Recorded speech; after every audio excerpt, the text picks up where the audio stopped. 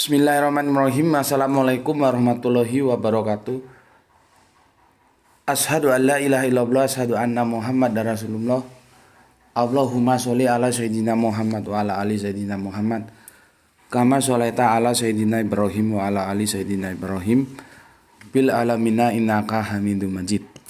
Alhamdulillah kita bisa ketemu lagi. Semoga semuanya dalam keadaan sehat sehingga kita bisa melanjutkan kajian-kajian kita sebagaimana waktu-waktu yang lalu. Tajuk kajian kita kali ini adalah berjudul Religio ex nihilo, tanda tanya. Ya, gampangannya itu, adakah agama itu yang lahir dari ruang hampa atau ruang kosong? Jadi ujuk-ujuk dia lahir, dia ada, itu ada enggak? Ya, apakah dia tidak dari hasil pengaruh dari agama-agama berikutnya, agama-agama sebelumnya? Ini kan menarik untuk kita diskusikan. Lah, bicara agama itu tidak bisa tidak kita harus berbicara manusia, karena manusia itulah nanti yang akan menggunakan agama itu. Masalahnya kalau kita mengatakan bahwa tidak ada religio ex nihilo, itu tidak ada. Jadi tidak ada agama yang lahir di ruang hampa gitu. Misalkan begitu ya klausulnya. Pertanyaannya, agama yang paling awal itu yang mana? Itu kan dia mesti lahir di ruang hampa. Kan begitu. Ya. Baru nanti agama berikutnya itu dia tidak bisa dikatakan lahir di ruang hampa. Nah, kalau kita mengatakan agama yang pertama, maka kita harus merujuk juga manusia yang pertama itu siapa. Kan begitu. Karena nanti terkait antara manusia dan agama, agama dan manusia. Ya. Kalau kita baca Bible, maka akan memberikan kesimpulan kepada kita, manusia pertama itu ya Adam itu. Ya. Manusia pertama itu ya Adam. Sedangkan dalam perspektif Islam, Adam sebagai nabi pertama itu sepakat. Tapi apakah Adam manusia pertama, itu debatable juga. Ya. Karena apa? Karena masing-masing punya argumentasi yang mengatakan Adam manusia pertama, ada yang mengatakan bukan, Adam itu bukan manusia pertama tapi nabi pertama, begitu. Sekarang kita ambil saja Adam manusia pertama. Tapi kita kehilangan jejak juga. Tapi yang jelas begitu Adam diciptakan, ya, tentunya ada aturan-aturan yang diberikan untuk Adam bersama pasangannya. Masalahnya aturan-aturan itu bernama apa? Kita tidak punya data. Ya. Sedangkan di dalam Islam sendiri itu biasanya kalau sudah menyebut agama itu biasanya diwakili oleh diksi milah, maka disebut juga milah Ibrahim atau din, seperti inna dina indallahi Islam, la iqra'a fid din. Nah, itu biasanya milah dan din itu diterjemahkan sebagai agama, meskipun guru Al-Qur'anku sendiri tidak mau, ya. Almarhum Gus Panani itu guru Al-Qur'anku itu tidak mau. Jadi dia tidak mau idiom, ini bicara idiom lagi. Dia tetap menggunakan idiom din. Nggak mau diterjemahkan agama. Kata beliau, agama itu menyempitkan makna dari din. Jadi sudah pakai din aja. Gitu. Ya. Tapi yang jelas dalam Al-Qur'an itu yang biasanya diterjemahkan menjadi agama itu adalah din dan milah. Ya. Sekarang kita kembali. Nama ini ya, namanya agama zaman Nabi Adam, kalau dia kita sepakati dalam tanda kutip sebagai manusia pertama, itu apa? Nama agamanya itu apa? Ya. Meskipun ada apa namanya? Tokoh-tokoh, ustadz-ustadz. Kalau kalian lihat di YouTube itu semua nabi itu beragama Islam, gitu katanya. Bahkan guru Al-Qur'anku sendiri, aku punya berapa? 3 guru Al-Qur'anku itu berpendapat seperti itu, bahwa semua nabi itu beragama Islam. Tapi yang terakhir ini setelah aku jelaskan, dia sepertinya bisa menerima argumentasiku. Tapi kalau 2 yang berikutnya, guru Al-Qur'anku ini bersikeras bahwa semua nabi beragama Islam. Begitu juga di YouTube itu banyak sih ya. Baik itu ustadz atau apa, kiai atau apalah namanya, itu mengatakan semua nabi beragama Islam. Ya tanpa mengurangi rasa hormat, aku kok berbeda. Nama loh ya, bukan nilai. Nama. Kita harus jeli membedakan nama dan substansi dari agama itu yang kita sebut kali ini nilai. Ya. Karena kalau salah memahami itu, ya nggak ketemu dialognya. Seperti kemarin kan, kita harus bisa membedakan antara mata uang dan alat tukar. Kalau itu aja nggak bisa, ya sudah, nggak usah diskusi, timbang ruwet. Ya, ruwet kalau nggak ngerti. Begitu juga ini, yang aku bilang nama agama. Ya, bukan substansi dari agama itu, bukan. Nah, kalau kita ditanya, kita nggak bisa jawab. Agama di zaman Nabi Adam itu namanya apa? Ya memang sih, aku bilang seperti tadi, guru Al-Qur'anku sendiri mengatakan semua nabi beragama Islam. Di YouTube itu banyak juga pakar-pakar yang mengatakan semua nabi beragama Islam. Ya aku hormati sih, tapi aku berbeda. Lah kalau memang semua nabi beragama Islam, kasih aku teksnya. Mana? Ada nggak teksnya yang mengatakan bahwa Nabi Adam itu beragama Islam, Nabi Musa beragama Islam, Nabi Isa beragama Islam, Nabi Ibrahim beragama Islam? Nama lo ya, ini harus hati-hati. Tadi jangan sampai aku cerita panjang, kamu masih nggak bisa membedakan antara nama agama dan substansi dari ajaran agama itu sendiri. Ya. Jadi kita tidak punya data nama agama yang disampaikan oleh Nabi Adam itu apa, kita tidak punya data. Jadi agama pertama kali itu namanya apa, itu kita tidak punya data. Ya. Kecuali mereka-mereka yang mengatakan bahwa semua nabi beragama Islam. Ya monggo saja. Tapi kalau aku tanya dalilnya mana, bisa nggak nunjukkan bahwa Bible itu ada, itu Bible, Al-Quran ada. Mana bilang bahwa Nabi Adam misalkan agamanya Islam namanya, itu nggak ada. Ya. Jadi aku sebagai akademisi, perspektif yang aku pakai, aku harus mengatakan netral, tidak boleh memihak. Karena orang Islam terus ngomong semua nabi agamanya Islam, nggak boleh gitu dong. Ya. Islam juga tidak mengajarkan begitu. Islam itu mengajarkan kejujuran. Ya sejujur-jujurnya aku tetap harus mengatakan tidak semua nabi beragama Islam. Ya. Oke, berikutnya yang kita tahu ini ya, yang kita tahu itu nanti jadi baru di era Kanjeng Nabi Abraham atau Ibrahim itu disebut dalam perspektif Islam yang seperti aku bilang tadi, milah. Itu pun belum nama.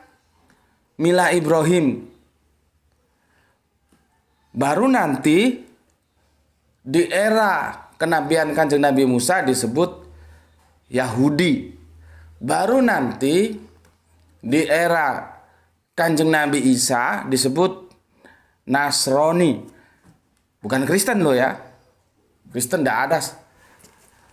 Dalam Al-Quran Kristen itu tidak ada. Yang ada Nasrani. Baru kemudian di zaman Kanjeng Nabi Muhammad ya disebut Islam. Nama, aku ulangi sekali lagi supaya kalian tidak ada kerangka berpikirnya keliru lagi nanti. Nama. Jadi kalau religio ex nihilo ya, itu agama tidak ada yang lahir dari ruang kosong atau ruang hampa.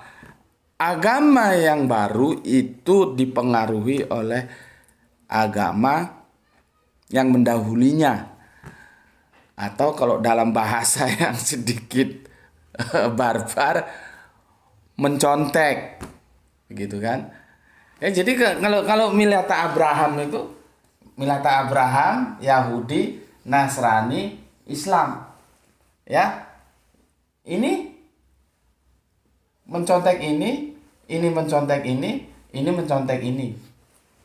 Gitu loh. Ini Millata Abraham, Yahudi, Nasrani, Islam. Begini katanya. Karena agama tidak ada lahir di ruang kosong. Pertanyaanku dari Bapak Abraham ke Kanjeng Nabi Adam, ini ada agama enggak? Kalau ada agama ini juga enggak bisa lah lahir di ruang kosong. Kan gitu logika berpikirnya. Kalau ini lahir di ruang kosong, berarti teori yang disusun patah. Maka ini juga harus mencontek dari agama sebelumnya. Masalah di sini apa namanya? Kehilangan jejak kita. Itu pun kalau kita akui bahwa Adam itu manusia pertama, karena begitu manusia diciptakan, pasti dia dibekali agama sebagai aturan hidupnya. Ya. Di sini apa namanya? Kita kehilangan jejak. Kehilangan jejak. Ya. Oke. Kehilangan jejak kita di sini. Oke, aku hapus tadi. Kemudian, ya, sorry.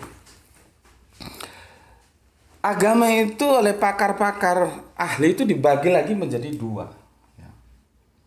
Ini disebut Samawi, ya. Ini disebut Ardi. Begini, ini disebut agama pewahyuan, wahyu. Ini agama pencarian.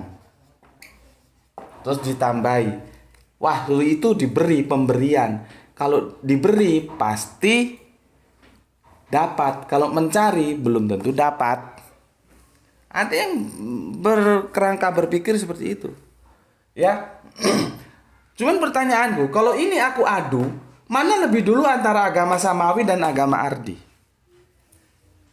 Kita taruhlah di sini ya, Hindu, Buddha, terus apa lagi? Konghucu dan lain-lain. Kalau ini rumpun Abrahamik ya Millata Abraham, Yahudi, Nasrani, Islam. Kan gini petanya. Pertanyaanku, kalau ini aku adu, ya, mana lebih dulu antara agama Samawi dan agama Ardi? Coba. Kita kan sekarang enak aja menerima, oh itu agama Samawi, oh itu agama Ardi. Tapi tidak pernah berpikir, ya, mana lebih dahulu ada antara agama Samawi dan agama Ardi? Gitu. Ya. Maka kalau aku membaca Al-Quran, itu lebih dahulu ada itu agama Samawi. Karena manusia itu dilahirkan dalam keadaan tidak tahu apa-apa. Kemudian lewat pendengaran, penglihatan dan hati atau yang disebut akal, dia mendapat education dari Allah yang namanya aturan hidup, ya agama itu. Baru nanti dari agama Samawi ini kan beribu kurun waktu, agama Ardi inilah mengambil dari agama Samawi ini. Jadi kalau ditanya mana agama lebih dahulu, agama Samawi dan agama Ardi, ya agama Samawi. Ya. Bukan agama Ardi. Ini kan jarang orang berpikir bertanya ke situ. Tetapi bukan berarti bahwa agama Ardi itu lepas landas. Nggak bisa juga dikatakan begitu. Semua itu hasil dari pengaruh agama Samawi ini. Kemudian ada yang ditambah, ada yang dikurangi. Makanya itulah fungsi Nabi berikutnya itu untuk mengembalikan ke ajaran yang murni. Ya, semua Nabi itu setelah Kanjeng Nabi Adam itu fungsinya begitu. Ya, Kanjeng Nabi Ibrahim ajarannya sudah mulai melenceng, diturunkan Kanjeng Nabi Musa untuk mengembalikan. Kanjeng Nabi Musa Yahudi mulai melenceng, diturunkan Kanjeng Nabi Isa kan. Kemudian Nasrani mulai melenceng, turun Kanjeng Nabi Muhammad. Kanjeng Nabi Muhammad lewat apa? Islam. Setelah Islam ditutup, nggak ada nabi lagi, nggak ada, Gusti Allah tidak menurunkan agama lagi. Gitu loh. Terus bagaimana caranya? Ya sudah, kamu berpanduan terhadap Al-Quran dan hadis. Gitu loh. Masalah kenabian ini juga rewel antara agama-agama Samawi ini. Bagi Yahudi, kenabian itu selesai di Kanjeng Nabi Musa yang mereka sebut Moses. Wahyu itu selesai di Torah. Tapi kan enggak, kemudian ada Kanjeng Nabi Isa. Dan wahyu itu masih berlanjut di Injil. Dan itu ditolak oleh Yahudi. Begitu juga kemudian Nasrani ini juga begitu. Menolak Nabi karena bagi mereka kenabian itu selesai di Kanjeng Nabi Isa. Dan wahyu itu selesai di Injil. Maka mereka tidak menerima kenabian Kanjeng Nabi Muhammad berikut Al-Quran. Jadi sama ini sebetulnya. Islam menerima semuanya. Ya, menerima semuanya. Kalau kita lihat di sini sebetulnya kedekatan Islam itu lebih dekat dengan Nasrani daripada Nasrani ke Yahudi. Ya. Cuman praktek di lapangan beda nanti. Kalau kita lihat, karena Islam itu menerima semua Nabiullah, menerima semua kitabullah, sebetulnya kedekatan Nasrani ke Islam itu lebih dekat daripada Nasrani ke Yahudi. Karena apa? Yahudi itu sudah harga mati. Semua yang berbau Nasrani, baik itu Kanjeng Nabi Isa maupun Injil, mereka tolak semua tanpa kompromi. Ya, lain dengan Islam. Meskipun beda, tapi Islam tetap menghormati Kanjeng Nabi Isa. Ya. Lihat itu, bagaimana penghormatan Kanjeng Nabi Isa yang diterima dari Al-Quran. Belum dari ibunya, Bunda Maryam, sampai dibikinkan surat Maryam. Ya. Terlepas siapa Kanjeng Nabi Isa menurut Islam dan Nasrani, tapi paling tidak Islam itu menerima. Jadi kalau kita lihat di sini, hubungan antara Nasrani dan Islam itu seharusnya lebih dekat daripada Nasrani ke Yahudi. Karena bagi Yahudi harga mati nih, buang semua. Gitu loh ya. Sebetulnya petanya begitu, tapi praktek di lapangan beda nanti. Ketika terjadi polemik di antara mereka, di antara Islam dan Kristen ini, ya, ini selalu merapat ke sini. Padahal ini sama ini ditolak. Kalau ini kan masih mending menerima. Meskipun katakanlah Yesus ya, dalam Islam diterima sebagai nabi, di sini sebagai Allah, Tritunggal loh ya, di sini sebagai Allah. Tapi kan masih dihormati, masih diterima. Kalau di sini kan sudah babar belas. Inilah yang disebut SKSD, sok kenal sok dekat sama Yahudi. Padahal Yahudi sendiri menolak Nasrani. Seharusnya kalau kita lihat peta ini, Nasrani itu seharusnya lebih dekat ke Islam. Karena terlepas siapa sosok Kanjeng Nabi Isa itu menurut Islam dan menurut Nasrani itu berbeda, tapi kan diterima. Kalau di sini kan sama sekali nol, gitu loh. Cuman fakta lapangan tidak begitu, ya. Ini kalau sudah berdiskusi, akhirnya ini merapat ke sini, ya. Oke, itu gambarannya. Berikutnya, benar nggak sih, ya, bahwa Samawi dan Ardi itu tidak ada kaitannya sama sekali? Itu kan menarik juga untuk kita diskusikan. Ini begini. Bismillahirrahmanirrahim. Masalahnya begini loh ya.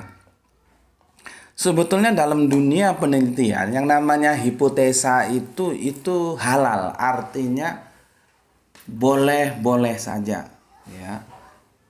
boleh saja. Hipotesa itu nanti menyusun teori, begitu. Makanya Darwin itu sebetulnya nggak bisa disalahkan, karena dia mengatakan teori Darwin, bukan hukum Darwin.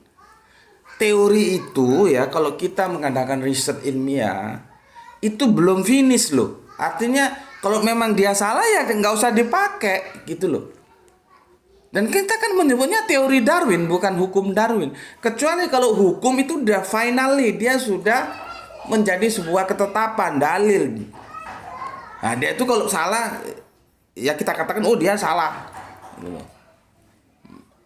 Jadi beda. Cuman kan jarang orang yang tahu istilah-istilah seperti itu. Disinilah kita perlunya belajar, tahu istilah-istilah, idiom-idiom dalam akademis itu juga perlu tahu. Seperti misalkan Darwin masih hidup misalkan, ternyata teorinya salah, ya enggak apa-apa. Darwinnya itu nggak boleh disalahkan. Ya sudah, nanti Darwin merubah lagi teorinya, mengadakan riset lagi. Kecuali kalau dia ngomong hukum Darwin, berarti lu salawin. Karena hukum itu summary, kesimpulan, hasil akhir dari sebuah penelitian, ya, baru disimpulkan. Itu namanya menjadi hukum. Lah kalau manusia dari kera itu kan masih tatarannya teori, ya. Jadi dan sebetulnya tidak perlu terus Darwin salah, ya sudah itu teorinya Darwin. Kalau memang menurutmu salah ya Darwin kasih tahu kalau dia masih hidup, biar dia nanti merubah. Selama kamu bisa menjelaskan kepada Darwin salahnya di sini, kan dia juga nerima. Gitu. Ya. Terus aku sudah bilang tadi, yang namanya hipotesa itu sah-sah saja. Masalahnya kalau kita dalam perdebatan itu biasanya apabila hipotesa itu dihadirkan, orang selalu mengklaim, oh itu cocokologi, gitu. Tanpa dia pernah membuktikan, langsung dia mengatakan cocokologi, gitu. Kan jadi kacau. Jadi malas mau diskusi dengan orang-orang seperti itu. Kalau memang dia sudah pernah buktikan, memang tidak ada kaitannya, ya silakan ngomong cocokologi. Tapi kadang-kadang ngerti aja nggak kemana arah diskusinya, terus oh itu cocokologi. Kan jadi repot. Padahal itu yang dinamakan dalam penelitian itu hipotesa, dugaan, itu boleh-boleh saja. Sekarang kita ngomong begini, ya. Hindu, masih nampak sini, Le? Nampak. Dalam Hindu ada dua nama terkenal, sebut aja Brahmana, ya. Brahmana, ya.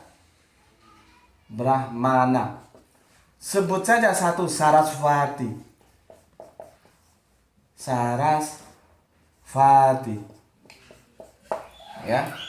Kalau nirwana itu tulisannya nirvana. Sekarang kira-kira Brahmana itu ada nggak probability-nya dia itu sebetulnya personal yang sama dengan nama ini? Ini loh, ya. Saraswati itu sebetulnya personal yang sama dengan nama Sarah. Ya, ini kan menarik untuk didiskusikan. Ya, apakah Brahmana itu lepas berbeda dengan Abraham? Apakah Saraswati itu lepas berbeda dengan Sarah? Atau sebaliknya, justru Abraham dan Brahmana itu sosok yang sama, begitu juga Saraswati dan Sarah itu mengacu kepada sosok yang sama. Artinya apa? Kita juga tidak bisa serta-merta mengatakan bahwa Ardi itu lepas sama sekali dari Samawi. Seperti yang dibilang tadi, religio ex nihilo. Ya. Bisa dipahami di sini. Memang kita tidak berbicara dalam waktu kemarin sore, masalahnya di situ. Hindu ini agama tua. Meskipun dia ini menurut hipotesaku, dia tidak setua Yahudi, tapi Hindu ini termasuk tua. Buddha ini juga tua. Buddha ke Nasrani itu selisihnya itu hampir 500 tahun. Duluan Buddha. Buddha ini adalah hasil ketidakpuasan Siddhartha Gautama terhadap aturan Hindu. Kan begitu petanya. Nah sekarang kalau aku berjalan ya dari kotaku ini, Kota Batu ke Malang itu di daerah ada di bawah itu, dan aku 2 kali kalau nggak salah bermain ke sana, 2 atau 3 kali. Itu ada vihara. Kalau aku lihat para biksu itu ya, bajunya seperti baju orang ihram dan kepalanya gondol seperti orang tahalul. Terus ada nggak kaitannya? Kan cuma beda warna aja. Perhatikan, cara makainya juga, modelnya juga tidak berjahit. Itu kira-kira ada kaitannya nggak ya dengan Islam, dengan pakaian ihram, dengan rambut yang selalu gondol begini itu, dengan tahalulnya orang Islam? Itu lepas atau dulu memang ada jejak? Kan itu menarik untuk dikaji. Cuman seperti yang aku bilang tadi, kita bukan berbicara perihal kemarin sore. Ini ada rentang waktu yang panjang yang kita tidak hidup di masa itu. Gitu ya. Oke. Jadi udah berapa lama deh? Oh, mau bikin setengah jam nggak bisa sepertinya ya. Di sini jelas ya. Ternyata semua saling terkait ya. Maka religio ex nihilo ya, adakah agama yang lahir di ruang kosong? Itu dalam tanda kutip bisa dijawab tidak. Agama itu mesti diwarnai oleh agama sebelumnya. Ya, cuman kan nanti masalahnya mesti harus ada agama pertama, itu yang mana? Nah, makanya kalau agama pertama itu rujukannya kita harus ke manusia pertama. Kan di sana. Masalahnya kita tidak tahu manusia pertama itu agamanya apa namanya. Karena kita tahu sebagai agama ya, kalau di Perjanjian Lama dan Perjanjian Baru itu ya Yahudi, Nasrani itu kan. Tetapi kalau dalam perspektif Islam, sebelum Yahudi Nasrani ada Mila Abraham atau Mila Ibrahim kalau di perjanjian terakhir. Jadi ada perjanjian lama, ada perjanjian baru, ada perjanjian terakhir. Seperti itu. Ya. Jadi dari yang sudah kita diskusikan sekitar 30 menitan ini, religio ex nihilo itu dalam tanda kutip bisa diartikan tidak ada. Bahwa agama-agama berikutnya itu pasti mempunyai kaitan jejak dengan agama-agama sebelumnya. Ya, meskipun itu samawi, meskipun itu ardi. Contohnya ya ini, apakah Brahmana itu terlepas dari Abraham atau jangan-jangan ini terkait? Apakah Saraswati itu terlepas dari Syarah atau ini terkait? Ini namanya hipotesa. Jadi jangan terus kamu ngomong, oh itu cocokologi. Lah kalau cocokologi kamu sudah buktikan belum? Kalau ini benar-benar terpisah, baru kamu ngomong cocokologi. Kan gitu. Ya. Oke. Ini ya, kan kita berpikir juga tuh ya.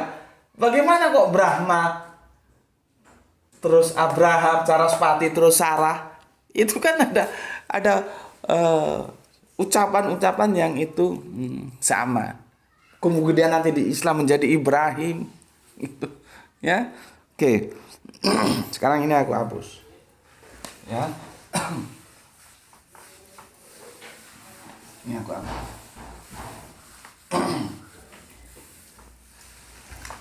Kemarin itu ada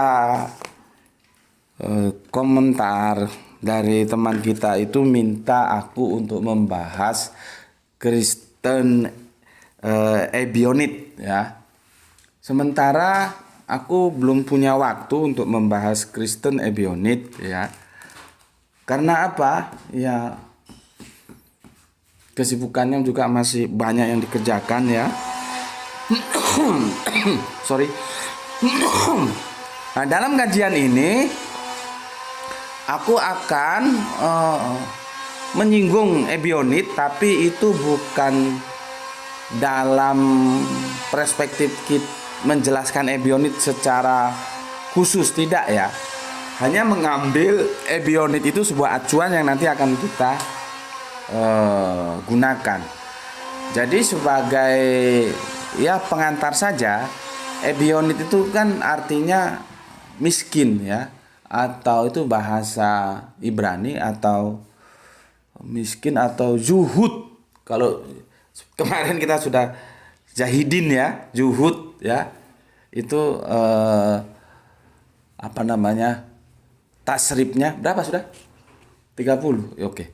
Tasrifnya seperti itu ya. Sebetulnya dikatakan orang miskin juga tidak, karena mereka sudah tidak butuh duniawi ya. Makanya untuk mempelajari Kristen Ebionit itu kalian bagus kalau membaca buku ini. Nampak deh?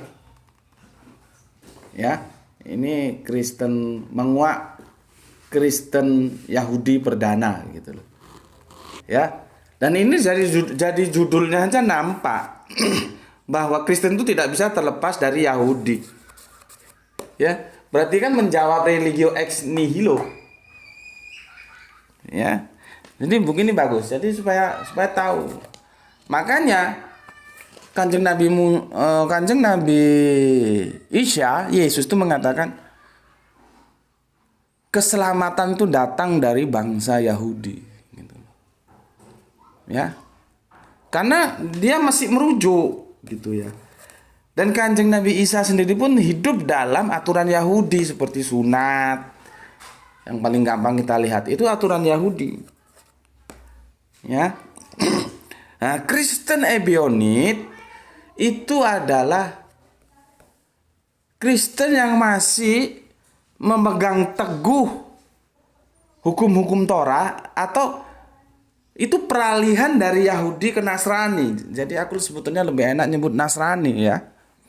Peralihan dari Yahudi ke Nasrani ya. Bisa disebut Nasrani perdana lah. Nggak bisa terlepas dari Yahudi, nggak bisa.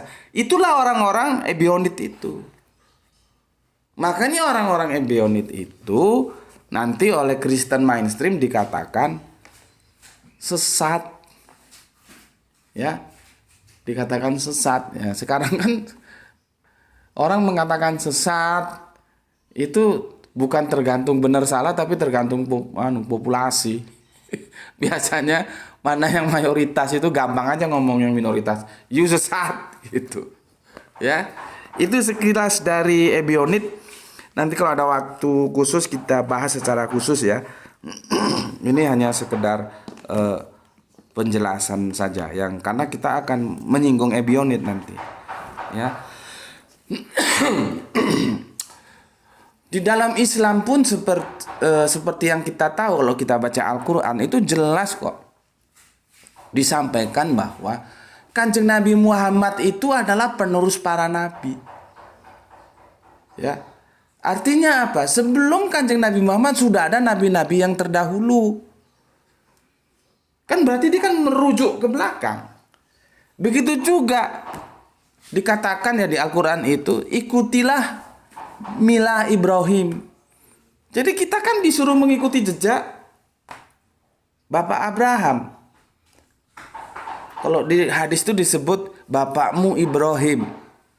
Nah, hati-hati, ini bapak bukan bapak biologis. Itu bapak teologis. Sama dengan Ukta Harun itu bukan saudara biologis, tapi saudara teologis. Begitu juga nanti kalau di Lukas, ya, bahwa Elizabeth itu saudara Harun, itu juga jangan dipandang saudara biologis, tapi saudara teologis. Karena jaraknya jauh. Tuh ya. Makanya kejelian kita memahami teks dan konteks dari sebuah ayat itu perlu. Ya. Nah, sekarang aku akan menjelaskan begini. Ya. Siapa sih sebetulnya yang pertama kali mengakui Muhammad bin Abdullah itu adalah Rasul atau Nabi? Siapa? Coba. Kalian tahu, pernah berpikir Kanjeng Nabi itu kan di Gua Hiro, terus mendapat wahyu. Ya, ini cerita cepatnya lah ya, supaya kalau dirinci ya panjang. Dapat wahyu, terus merasa ketakutan, pulang, diselimuti sama Ibunda Khadijah. Akhirnya sama Ibunda Khadijah diketemukan dengan Naufal bin Waraqah. Makanya orang kadang bingung melihat Naufal bin Waraqah ini. Naufal ya bin Waraqah. Orang bingung, apakah dia, ini kan ahli kitab nih, tapi ahli kitab kan ada dua, apakah dia Yahudi, apakah dia Nasrani? Orang bingung. Ya, karena apa? Karena Pak Naufal itu adalah Ebionit. Apa Ebionit tadi? Yang aku sudah bilang, Ebionit itu ada peralihan dari Yahudi ke Nasrani. Nasrani yang masih memegang ketat hukum-hukum apa yang ada dari Yahudi. Gitu loh. Ya. Jadi sosok cara pandang Ebionit terhadap katakanlah hukum-hukum dalam Islam tentang makanan halal haram itu ya, tentang sunat, tentang siapa Yesus sama. Karena Ebionit ini masih memegang teguh apa yang dari Yahudi itu. Ya, makanya Ebionit ini yang tersebar di Jazirah ya, Madinah dan sekitarnya itu ya, disebut sesat. Kembali lagi, kan ini pertarungannya di abad ketiga Masehi ini nanti. Awal mulanya ya. Yang mayoritas itu cenderung punya hak untuk mengatakan yang minoritas sesat. Jadi sebetulnya sesat itu seharusnya dipertanggungjawabkan secara akademis ya, bukan secara power, kekuatan. Kalau kekuatan itu berarti yang benar itu yang banyak, yang mayoritas. Jadinya kan kacau kalau begitu. Padahal kebenaran itu tidak bisa diukur berdasarkan mayoritas minoritas. Ya. Yang banyak ya bisa salah, yang sedikit ya bisa salah. Ya. Jadi harus dilihat. Misalkan bicara apa? Agama. Maka acuannya kalau Islam itu ya Al-Quran dan hadis. Siapa yang cocok dengan Al-Quran dan hadis, maka dia benar. Karena benar itu adalah apa coba? Benar itu apa? Kemarin aku sudah jelaskan. Persesuaian antara pernyataan dan kenyataan. Pernyataan kita itu keberagamaan kita. Itu kenyataan kita ya. Keberagaman kita. Nanti kenyataan kita itu disesuaikan dengan pernyataan firman dan pernyataan hadis. Kalau keberagamaan kita sesuai dengan firman dan hadis, maka dia lurus. Gitu sebetulnya. Kalau tidak sesuai, ya berarti dia sesat. Cuma kan sekarang di agama apapun lah, itu rata-rata kamu perhatikan, nggak peduli di agama A, B, C, D, E, mesti yang mayoritas itu mengatakan yang minoritas sesat. Jadi parameternya bukan ilmu lagi, tapi kekuatan, power. Dan itu sudah nggak benar. Ya. Oke, pertanyaannya kembali. Siapa sih yang pertama kali mengakui kenabian Kanjeng Nabi? Ya. Maka kalau kita lihat kisahnya, di sini kan Kanjeng Nabi, nampak di sini nih. Ya, di sini Ibunda Khadijah. Ya. Ketika Kanjeng Nabi mendapat wahyu pertama, firman-Nya itu menjadi ada apa ini ya? Apa aku nabi atau apa? Ada rasa nervous dan segala macamnya. Maka untuk mendapatkan kejelasan seperti itu, Ibunda Khadijah mengajak Kanjeng Nabi itu bertemu dengan saudaranya, ini sepupunya atau pamannya gitu, yang bernama Naufal bin Waraqah. Baru disampaikanlah dengan Naufal bin Waraqah, tentunya setelah Kanjeng Nabi itu menjelaskan apa yang dia alami ya. Ketika menerima wahyu itu, akhirnya Naufal bin Waraqah itu mengatakan bahwa kamu adalah nabi. Oke, jadi yang pertama kali mengakui kenabian Kanjeng Nabi Muhammad itu seseorang Ebionit ini loh. Kristen ini. Tapi yang Ebionit, yang dikatakan sesat oleh mainstream Kristenan. Ini kan belum ketemu sahabat Abu Bakar, Utsman, Umar, sahabat Ali. Oh, Ali masih kecil tambahan. Belum ketemu ini masih awal-awal penerimaan wahyu. Ya. Awal-awal penerimaan wahyu. Bahkan Naufal bin Waraqah mengatakan, seandainya aku masih muda, aku akan berada di belakangmu untuk membelamu.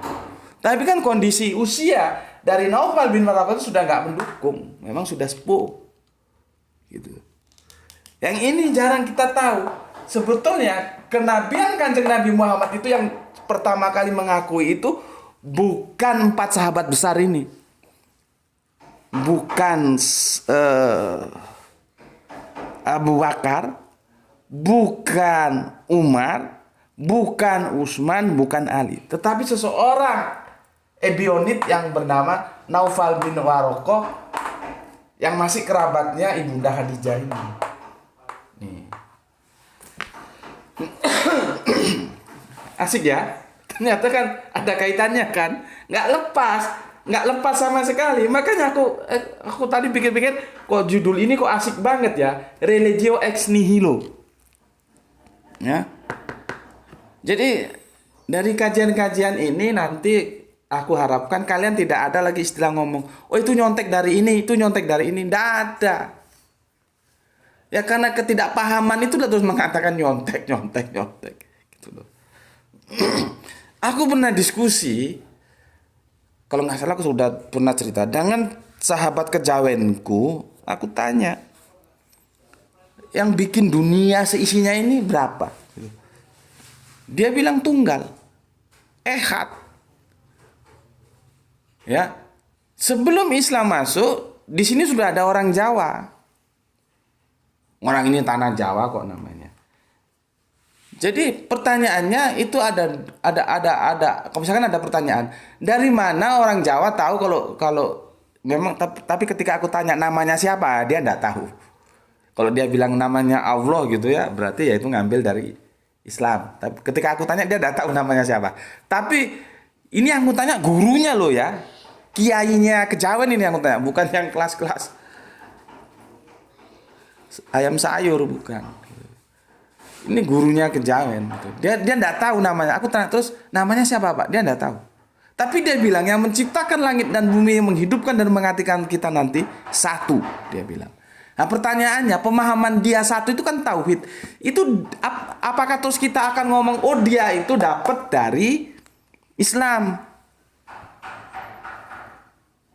Kan bisa saja dibikin sebuah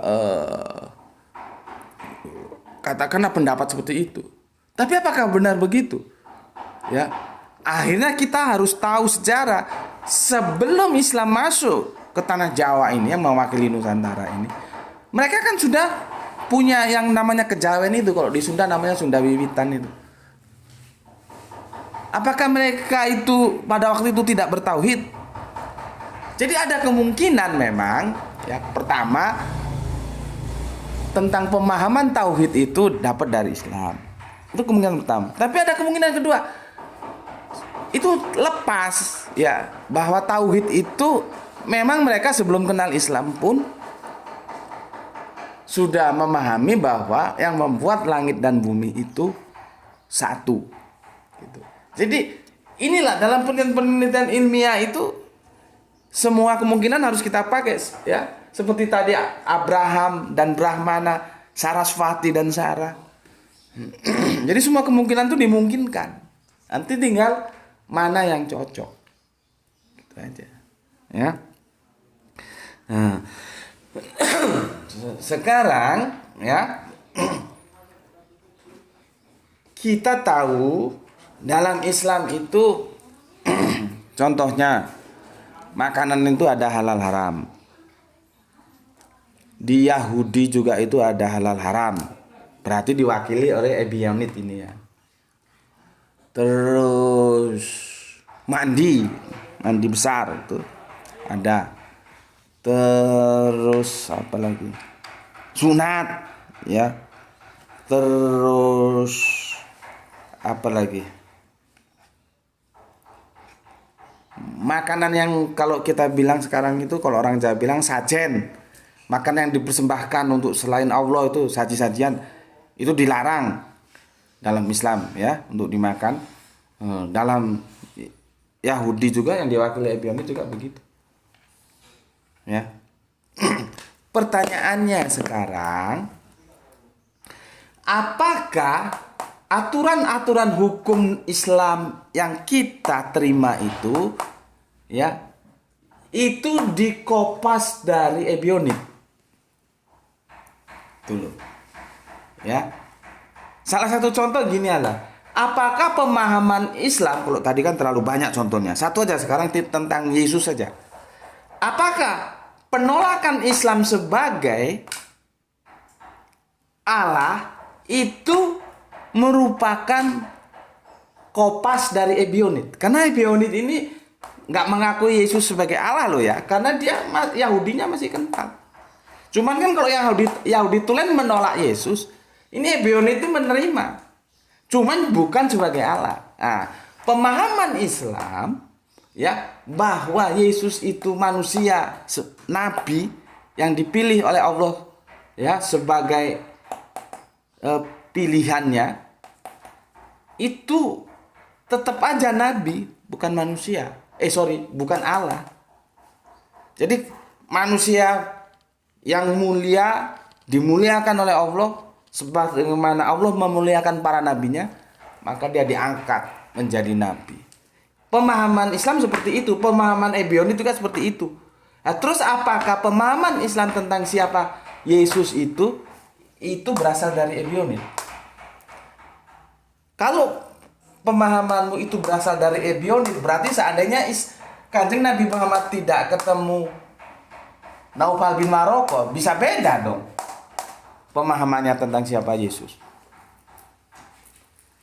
Ya. Pahami dulu. Bismillahirrahmanirrahim.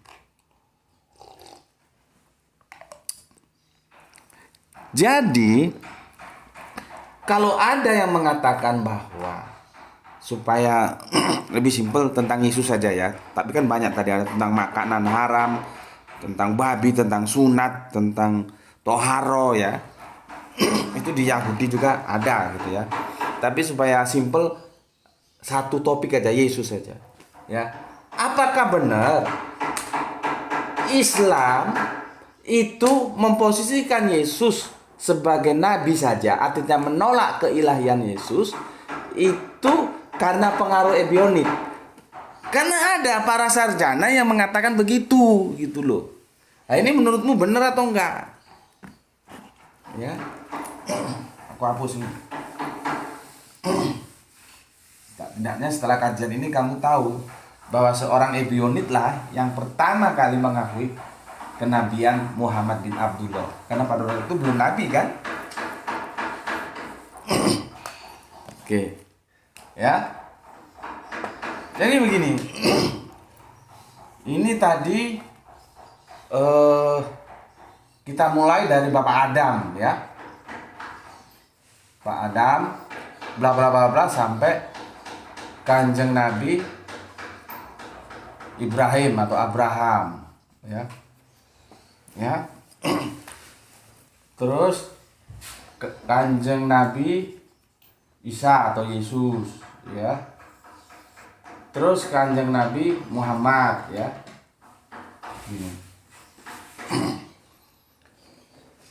Kan yang dibangun ini kan ini judulnya religio ex nihilo. Artinya agama-agama itu tidak ucuk-ucuk Islam itu enggak. Dia mesti punya kaitan ke Nasrani. Tidak ucuk-ucuk Nasrani enggak. Dia punya kaitan ke Milata Abraham. Ini juga enggak ucuk-ucuk. Ucuk-ucuk itu apa ya bahasa Indonesianya ya? Tiba-tiba ya. Tiba-tiba dia hadir dalam ruang kosong gitu.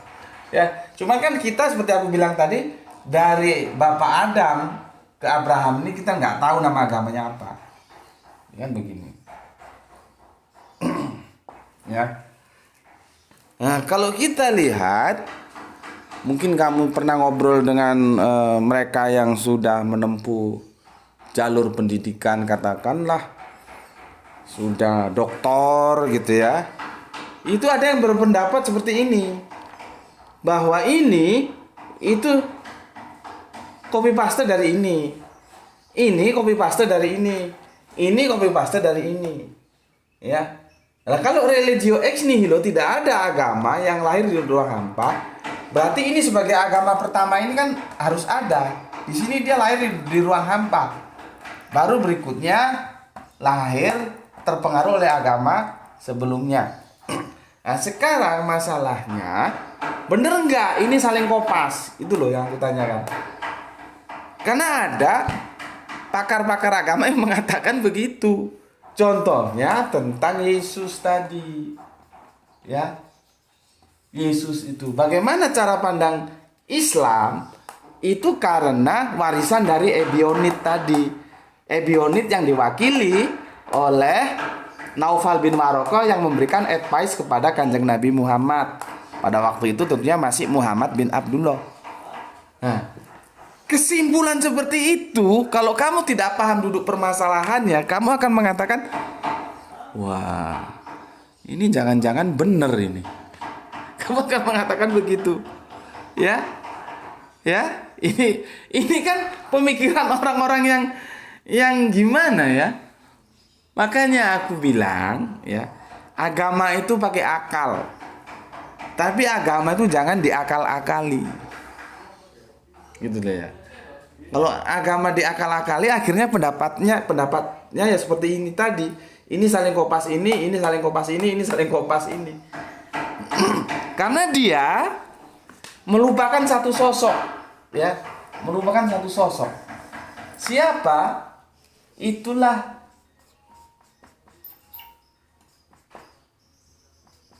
nih, alif lam lam ha ini. Ya. Ini sebenarnya pemegang otoritas. Ya. Ini yang harusnya panjang sini ya. Ini semua ini agama dia. Yang disebut Samawi tadi, ya. Samawi tadi. Dan begini. Makanya ini kemarin aku sebutkan anak-anak Abraham ini. Anak-anak Abraham. Ya. Nah, ada sosok ini. Sosok inilah yang mengatur kehidupan kita dengan aturan yang disebut din. Ya. Artinya bukan seperti yang dikatakan tadi ini saling kopas. Jadi Islam mengkopas Nasrani, nanti Nasrani mengkopas Yahudi, ya Yahudi. Oh, ini masih kurang ya. Ini Kanjeng Nabi Abraham, Kanjeng Nabi Isa masih kurang ini. Ini Kanjeng Nabi Musa, ya. Ini Kanjeng Nabi Abraham. Nah, sini Kanjeng Nabi Adam, ya. Yang ini yang kita tidak tahu agamanya apa namanya, ya. Jadi dikatakanlah Islam itu mengkopas Nasrani, Nasrani mengkopas Yahudi, Yahudi mengkopas Milata Abraham, Milata Abraham mengkopas ini agama yang kita tidak tahu namanya, karena ini harus ada yang mula-mula kan. Baru nanti setelah Milata Abraham kesini, itulah yang kita sebut religio ex nihilo. Ya. Pemahaman-pemahaman seperti ini, kalau ini diabaikan, itu menjadi benar. Padahal salah. Bukan ini mengkopas ini mengkopas ini, nabi ini mengkopas ini, nabi ini mengkopas ini, tidak. Karena ada satu otoritas di sini. Ya. Ini yang menentukan. Jadi dari ajaran, aku pakai warna merah lah supaya enak. Jadi dari ajaran Kanjeng Nabi Adam ke Kanjeng Nabi, tentu kita lewati ya, Ibrahim, ini mana-mana ajaran yang terus dilestarikan atau yang sudah tidak dipakai lagi, itu yang menentukan ini. Bukan Kanjeng Nabi Abraham mengkopas dari sini, bukan. Ya. Karena awalnya Kanjeng Nabi Ibrahim itu, Kanjeng Nabi Adam itu ya dari sini agamanya, meskipun kita tidak tahu agamanya apa namanya. Ya. Begitu juga nanti dari Kanjeng Nabi Abraham, dari Milata Abraham ke Yahudi lewat Kanjeng Nabi Musa. Ini yang menentukan bagian-bagian mana yang terus dilaksanakan, bagian-bagian mana yang tidak dilaksanakan lagi. Informasinya disampaikan lewat apa? Lewat wahyu. Ya. Begitu juga dari Kanjeng Nabi Musa ke Kanjeng Nabi Isa, dari Yahudi ke Nasrani. Otoritasnya tetap di sini. Ya. Mana yang tetap dipertahankan, mana yang sudah nggak dipakai lagi hukum-hukum. Begitu juga dari Kanjeng Nabi Isa ke Kanjeng Nabi Muhammad, ya, dari Nasrani ke Islam juga begitu. Mana hal-hal yang tetap dilestarikan, mana yang tidak. Gitu loh ya. Jadi otoritasnya yang menentukan itu ini. Bukan ini mengkopas ini mengkopas ini mengkopas ini. Bukan, ya. Otoritas itu tetap di Allah ini. Ya.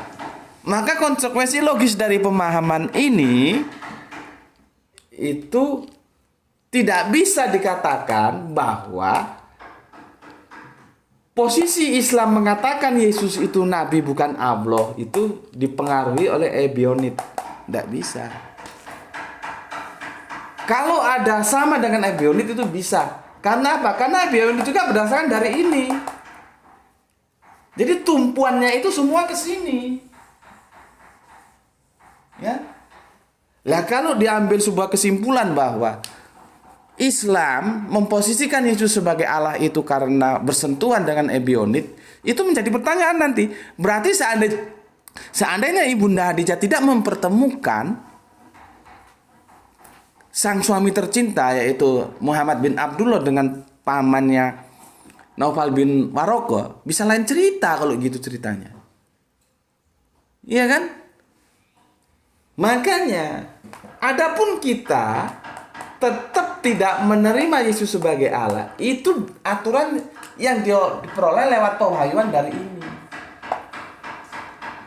Ya, masalah ini nanti mengakui, itulah yang penyimpangannya lalu disebut Kristen ini. Baru di sini lahir. Makanya Kristen itu nanti sebetulnya menjadi sebuah tanda tanya, sebetulnya dia Kristen atau Paulin, pengikut Kristus atau pengikut Paulus. Sebetulnya nanti di sana diskusinya, ya. Kalau ini diteruskan, tapi oke lah, sudah berapa lama nih? Sudah hampir 1 jam kita yang masalah Kristen itu nanti Paulus, sebetulnya mereka itu pengikut Kristus atau Paulus itu nantilah ya. Tapi setidaknya sudah terjawab, ya, bahwa agama itu tidak saling copy paste, karena ada satu otoritas yang menentukan. Ini yang menentukan. Ya. Kita ambil contoh, di sini babi haram. Di sini haram. Di sini juga haram. Aku nggak bicara Kristen tuh ya. Di sini itu setahu onta haram. Di sini nggak tahu aku Kok di sini onta tidak haram? Siapa yang merubah? Ya ini. Kalau misalkan dihalalkan sama ini, ya kita, seandainya diharamkan sama Yahweh atau Allah ini, ya kita haram, nggak makan, gitu loh. Ya, jadi kalau ini dikembangkan nanti, itu akan, kalau kita berbicara Al-Quran itu begini. Jadi Al-Quran yang kita terima itu ya sudah seperti ini. Ya, sudah seperti ini. Seperti apa adanya ini yang kita terima dari Kanjeng Nabi dulu itu ya seperti adanya ini. Ya. Karena apa? Ada yang memahami secara mayoritas bahwa di sini terjadi nasak mansuk. Nah, ini teman-teman Kristen ngerti nggak nasak mansuk itu, ya. Jadi mana ayat yang dipertahankan, mana ayat yang sudah nggak dipakai lagi itu terjadi di sini. Padahal tidak. Lihat ini, jerak agamanya. Jadi nasak mansuk itu bukan di Al-Quran gini, tapi nasak mansuk itu antar kitab, bukan antar ayat dalam kitab. Nasak mansuk itu adalah antar kitab, bukan antar ayat dalam kitab. Jadi kitab yang kita terima sekarang ini ya seperti ini, sudah apa adanya, nggak berubah-ubah dari Kanjeng Nabi Muhammad ya begini. Nggak ada yang dinasa, nggak ada yang dimansuk. Kenapa? Nasak mansuknya per kitab, bukan per ayat. Ya. Jadi nasak mansuk itu nanti ada terjadi, supaya gampang aku ngomong, perjanjian lama, perjanjian baru, perjanjian terakhir. Kalau diteruskan suhuf Ibrahim. Ini kan satu sumber semua. Makanya kalau ada ngomong, oh ini nyontek ini, bagaimana dikatakan nyontek, orang semua bersumber dari ini, otoritasnya di sini. Ya. Gitu loh, ya. Jadi kalau ada yang mengatakan bahwa nasak mansuk itu per ayat dalam Al-Quran, salah. Nasak mansuk itu adalah per kitab buloh. Ya. Oke, sudah paham ya? Yang kita simpulkan pada kajian hari ini adalah bahwa penentu hukum-hukum, hal-hal yang dipertahankan atau hal-hal yang sudah dilupakan, itu ada otoritas tunggal di sini yang menentukan. Jadi bukan ini mengkopas ini mengkopas ini mengkopas ini. Enggak. Kok enak kalau begitu kan nggak perlu wahyu gua asal kopas. Ini menerima wahyu semua dari sini. Ya. Sini. Menyangkut Yesus, Kristen mengatakan dia Allah, ya. Dan Islam menolaknya. Meskipun Islam bersentuhan dengan Ebionit yang juga menolak Yesus sebagai Allah, tapi pemahaman atau akidah Islam bahwa Yesus itu bukan Allah, itu bukan dari Ebionit, ya dari sini. Tuh ya. Ebionit dari sini. Nasrani dari sini. Yahudi dari sini. Milata Abraham dari sini. Zaman Kanjeng Nabi Adam, iya dari sini gitu. Ya. Oke. Itu kajian kita, semoga kita bisa bertemu di kajian-kajian berikutnya. Bismillahirrahmanirrahim. Semoga kalian semua sehat, aku juga sehat. Aku terima kasih didoakan ya. Didoakan sehat, didoakan punya rumah. Terima kasih kalian juga aku doakan semoga Allah memudahkan urusan kalian semuanya ya. Oke, kita saling mendoakan karena hadis Kanjeng Nabi jelas. Mintalah kamu doa kepada siapapun karena engkau tidak akan pernah tahu dari mulut siapa doa itu akan terkabulkan begitu ya.